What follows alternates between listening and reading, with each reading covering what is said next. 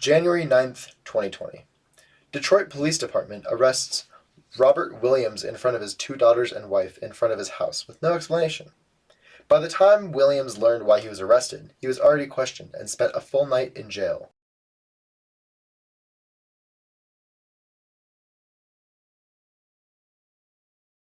This short film will explore the ethical dilemmas with the growing adaptation of new algorithms, in particular, machine learning models that utilize disjoint sets to form a neural network, which is used in large language models and image recognition. A neural network contains a sequence of neurons in order to learn the attributes of the data, much like how the human brain does. The size of each set of neurons reduces its size in order to simplify and identify the groups in data, and thus uses a disjoint set to choose which observations fall into different groups.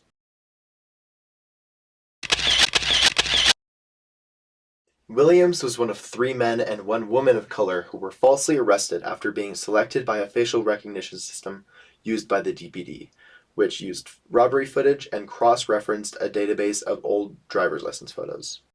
Facial recognition technology has a wide range of applications, from securing personal devices to helping locate missing persons. And while police departments act with their community's best interest in mind, it's important to recognize that no algorithm or model is ever 100% accurate, and thus should not be treated as such. Instead, merely used as a crutch for investigations. So how much of our face do we want readily accessible for these algorithms? Unfortunately, we can't stop our local law enforcement from having the information on our driver's licenses, and we also can't hide our face from every camera in the city, which only leaves us with one thing: reshaping responsibilities and boundaries of our authorities. In 2011, an elementary school teacher named Sarah Wysocki was fired from her job without explanation. The school district thought one was not necessary. Upon further questioning, Wysocki learned she scored lowly on an algorithm that rated teachers' performances on a multitude of factors. However, Wysocki was given high remarks from students, parents, and even her principal for years, so much so that her administration was shocked that the algorithm selected her as inadequate to teach.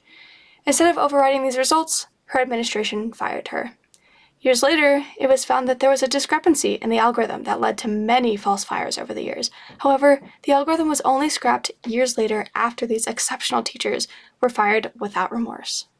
If a new product on the market dangerously harms even a handful of its users, it is redacted, similar to the Samsung Galaxy Note 7's recall. Why are facial algorithms any different? New and beneficial algorithms are exciting and powerful, but should the handful of consequential mistakes result in the complete relinquishment of the algorithm?